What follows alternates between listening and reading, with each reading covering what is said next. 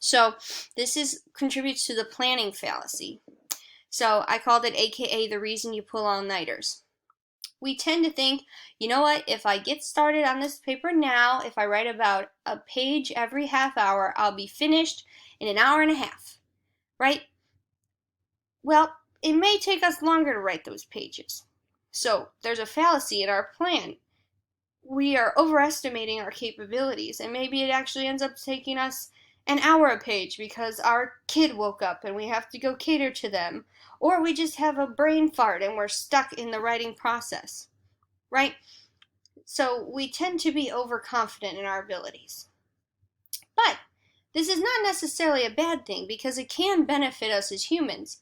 With this planning fallacy, we're able to expand our ideas and keep making attempts to push the bar and improve different things, and endeavor onto bigger projects, for example, kind of continually pushing ourselves to see what we can achieve. So it's not necessarily a bad thing, but it probably doesn't benefit you to keep pulling all-nighters.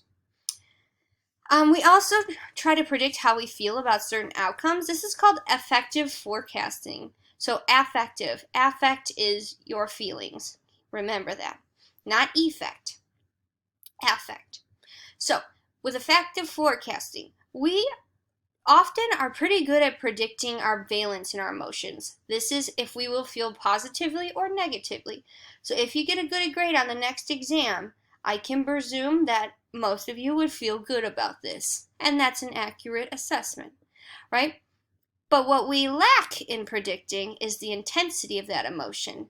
So how strongly will we feel that emotion in the future? We aren't very good at predicting that. Let's say we lose our job. We can predict the valence that would be a negative life event, but we can also say, hey, that's going to literally destroy me. I don't know what will happen, but I probably won't eat. It'll affect me for weeks, right? Well, usually people who lose their job, it doesn't affect them as intensely as they thought it would, right? And that just goes along to show that we have an inaccurate ability to predict that intensity. And the same thing goes with like following sports teams if they lose a major Super Bowl or something. We think it's going to impact us way more than it actually does. And this is going to be influenced by that impact bias. So we're going to overestimate the intensity of our future feelings, right? Oh, it's kind of like that cliche, only time will tell. And then we also have the durability bias. So overestimating how long positive and negative events will affect them. So I basically explain them in more colloquial terms. So hot cognition. Hot cognition is this idea that we are no longer objective in our analyses or cold.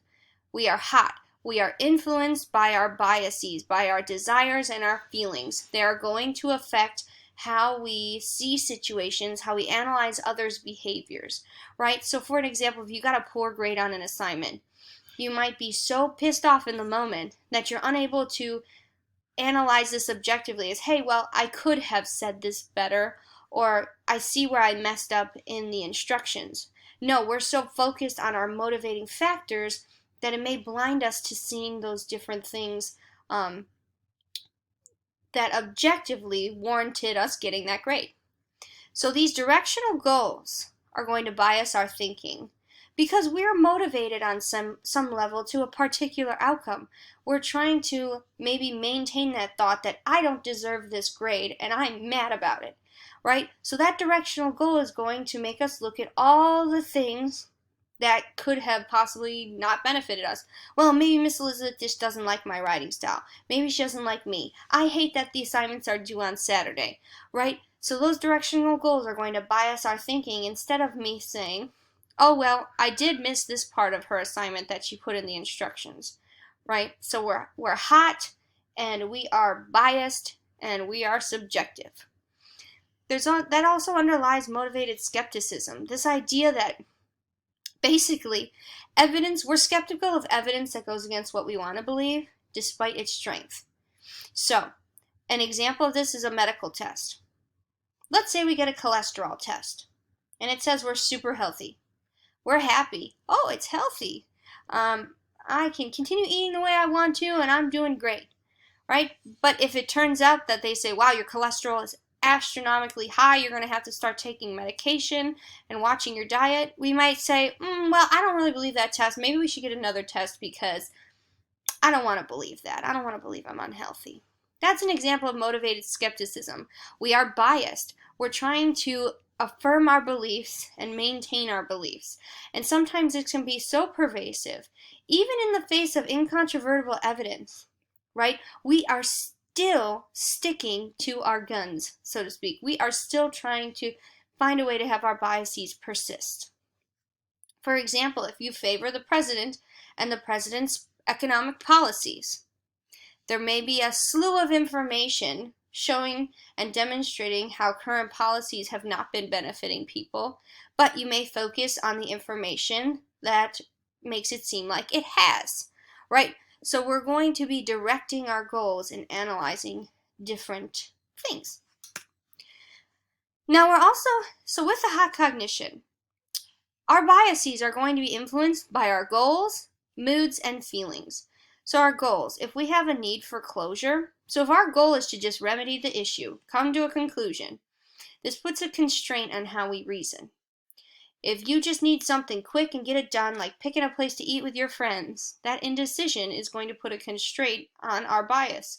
We just pick a random restaurant that's close by, even if you don't necessarily like it, just so we can eat.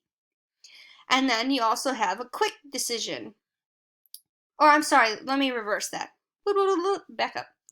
Indecision could be if we need a firm conclusion and a really good, accurate assessment. That may cause indecision because we're nervous about messing it up either way. A quick decision is something like picking a restaurant where you don't really care about the outcome. These constraints are going to affect how we cognate.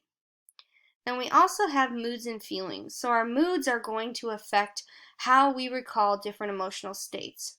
So your current mood acts as like a priming device or retrieval cue to other times you were in a mood that's exactly the same. So let's say this is going to impact our judgments. Let's say, continue with that poor grade assignment. You get a poor grade on the last exam, and then you remember how crappy it felt. And then you remember, well, she also gave me a bad grade on the last writing assignment, right? That mood congruent memory. You're going back to another time that had a similar mood, similar situations, and you're assessing it as a part of a pattern. And this can impact our judgments. Maybe you might then conclude, it kind of grows like a monster. Because then you think, oh, well, she just hates me. Right? It becomes more generalized. And I don't hate anybody, just for the record. I'm just using it as an example. But it becomes more generalized as like more of a trend. So that's how that mood and those feelings can affect our thoughts. Maybe we go from thinking, well, that one exam sucked, to, well, all my assignments stink, to this whole class stinks and everything she's teaching stinks and she stinks, right? I know that's a really silly example, but that's kind of how those thoughts flow. So if you can think about anything in your life where you've kind of ruminated and then expanded like that, so it may help you remember this concept. Then we have this idea of automaticity. So this is just the idea that behaviors are automatic. So they're unintentional and sometimes they occur outside of our awareness. So fear responses, right? Those may be adaptive in helping us detect danger in our early days as humans.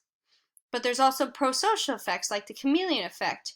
Do you ever start adapting words that your friends say or their actions, or even like how they text? Well, that's a part of the chameleon effect. We kind of mimic other people's actions to build those positive interactions. I'll use a quick example. My friends, I always use 3 emojis. It's just a weird thing with me when I type, and now all my friends I've noticed use 3 emojis as well. I guess because they see me do it so often, they want to reciprocate. And so with that automaticity, we get stereotypes. So stereotypes are going to be general beliefs about a group of people, may guide judgment outside of conscious awareness. So this is different from schemas in that they apply to all people. Schemas are efficient, but stereotypes are kind of insulting to your own cognition as a person. Don't be lazy, you know?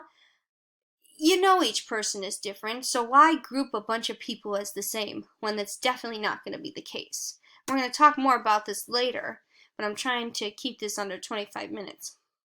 So with attitudes and attitude measurements, with stereotypes in and of themselves aren't bad. Let me repeat that. It's the attitude we pair with it. So if you think one group of people is really loud, how do you value being loud? Being loud in and of itself is not an attitude. It's just a statement. But how your attitude is towards people who are loud. Do you love loud people? Then that may be a positive stereotype. Do you hate loud people and think they're obnoxious? Then that may be a negative stereotype.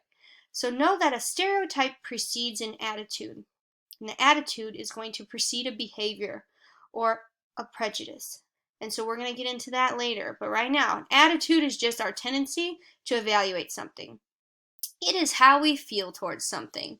So our bias to it. It could be changed in due time. Let's say you hate mushrooms, right? Or hate a certain food. Maybe you don't want to taste it in anything. That's a negative attitude. But maybe you tasted it and it was really good in another dish. It may change your perspective on it. It may change that attitude. It's just an assessment. And so we have explicit and implicit assessments. The explicit ones are the ones we say, and the implicit ones are how we feel but we don't overtly express. So an explicit attitude can be measured by a survey, for example. But the only problem with this is sometimes attitudes aren't acceptable. Maybe someone has racist tendencies. Do you think they're going to admit to that on a survey?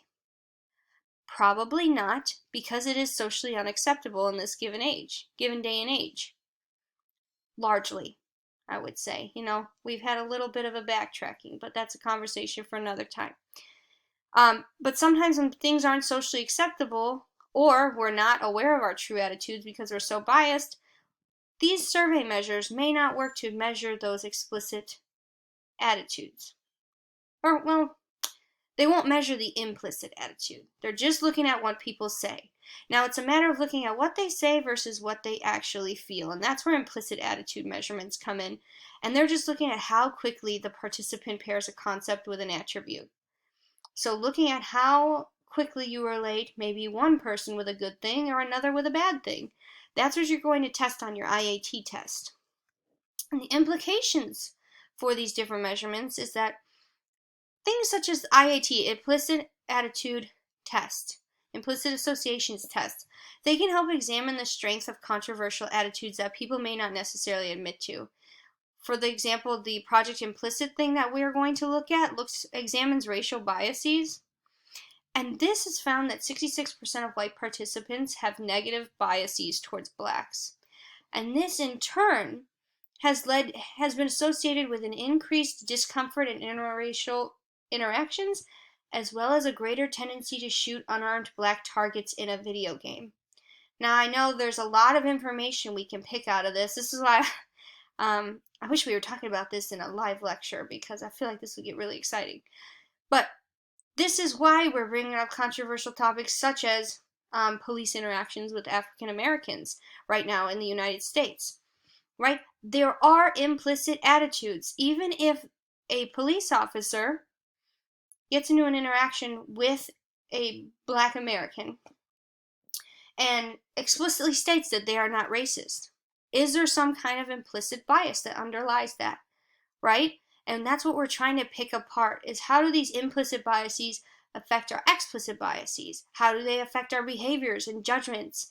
And even when behaviors can have very severe implications, such as death, right? And this is not to say that all police officers are racist. Okay, I just want to put that out there because I don't want my words to be misconstrued. Everyone has a bias. Everyone has biases. It's a matter of calling those to question, right? Checking ourselves before we wreck ourselves. That should be the motto of this class, right? We're not here to shame, but we're here to think. And so with this talk, this TED Talk is a really good video. So it's talking about implicit biases and how we all have them. I highly recommend you watch it. It's 12 minutes. If you do watch it in full and listen to his words, because he does a really good job of talking about the kind of shame culture that surrounds biases and what we can actually do to check them. And in conclusion, our perception of the world is subjective, and our decisions that we make are going to be influenced by our experiences, expectations, emotions, motivations, and current context. And we should always be aware of when our judgments are being shaped by social influences. It's not always easy, but this is the first step to appreciating and countering their effects, to exerting that cognitive effort to understand when we are being influenced or when we're using those cognitive shortcuts. Stay tuned for part 2.